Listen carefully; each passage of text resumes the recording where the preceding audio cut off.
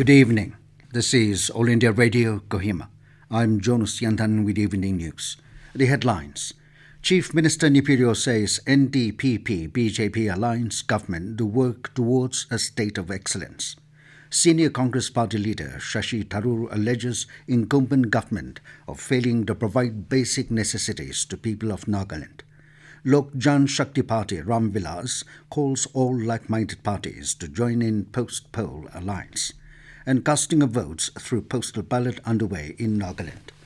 And now the news in detail. Nagaland Chief Minister Neiphiu Rio has said that the government formed by the NDPP-BJP alliance will work towards a state of excellence.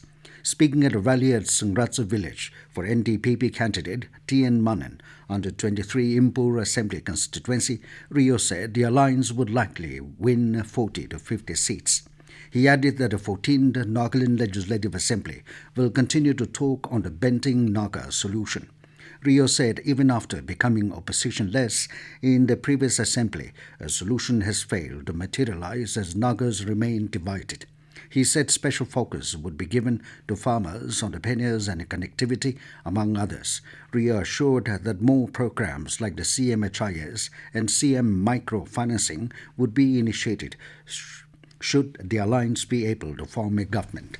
Meanwhile, Rio also participated in the campaign for Sharinken Longkoma, candidate for 26 Ang London Assembly constituency, as well as Ralio Rio from 5 Kaspani 2 Assembly constituency. The Chief Minister further appealed for peaceful and fair elections. Lok Sabha MP and Senior Congress Party leader Shashi Tharoor said that it is the duty of every government to provide basic necessities to its citizens.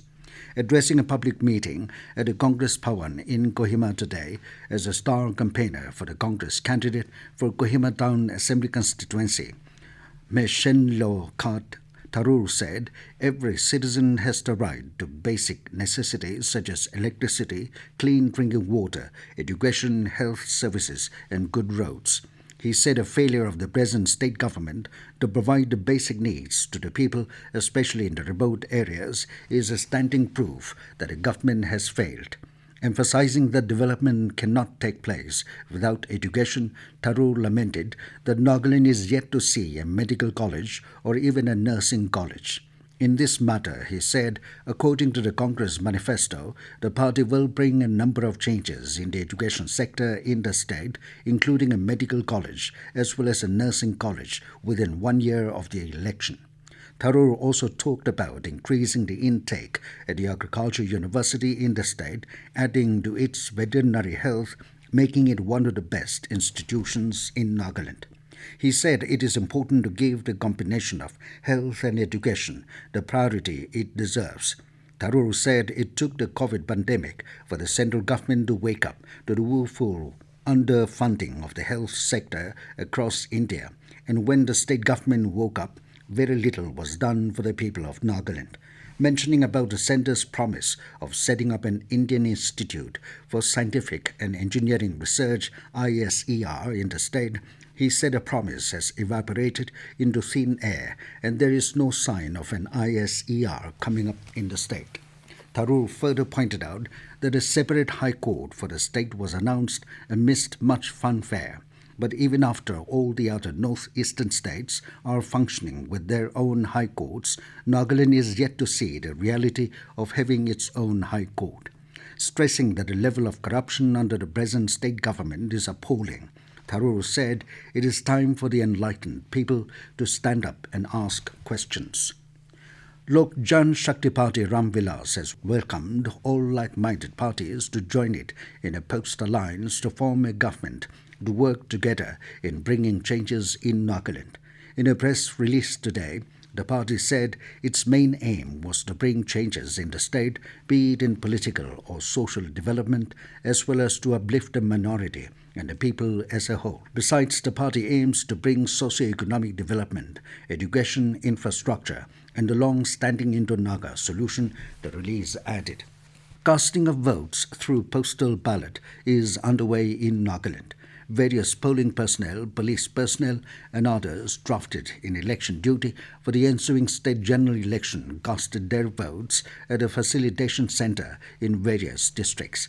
Chief Electoral Officer Nagaland V. Shashank, along with state election officials, casted their votes today through postal ballot from 9 Kohima Town Assembly constituency. Expressing happiness at being part of the festival of democracy, Shekhar urged everyone to come together and ensure that elections are conducted in the true spirit of democracy. Casting of postal ballots will continue till tomorrow for various personnel on election duty. This news comes to you from All India Radio, Kohima. You can also listen to this news bulletin on News on Air app and YouTube channel AIR News Kohima. BJP national spokesperson Nalin Colley has said that the main aim of the party is to bring peace and development. He was addressing a rally as a star campaigner for 38 Walker Assembly constituency BJP candidate Renbontang Azung today. Colley also spoke of the National Party's strong alliance with the NDPP.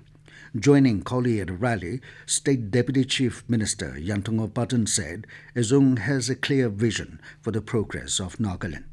Deputy Commissioner Noklak K. Matang Changlao has lifted the prohibitory orders under Section 144 CRPC with immediate effect.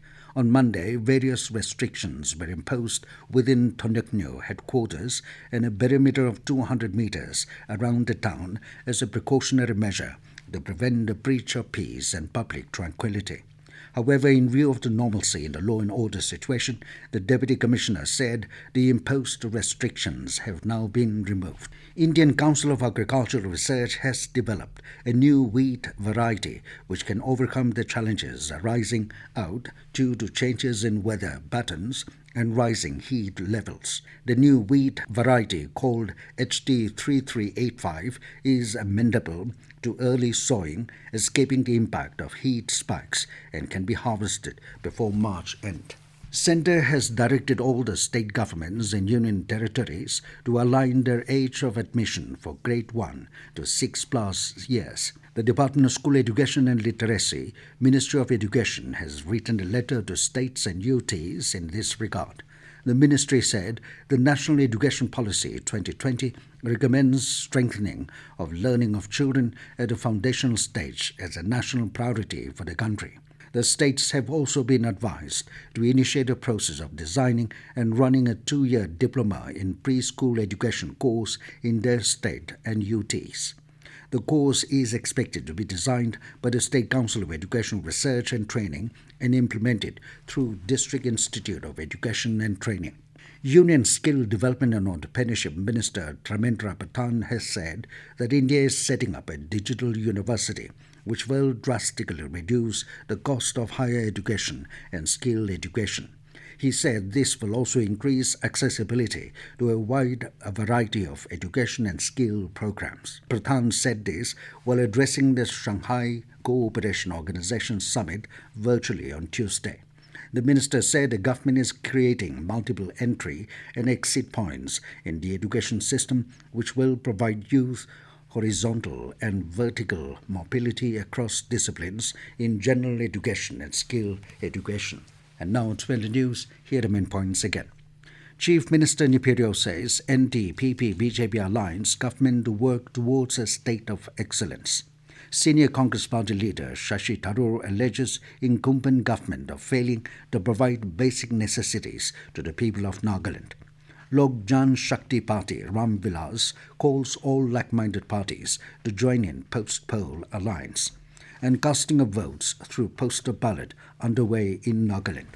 That is all we have in this evening news bulletin. Good night.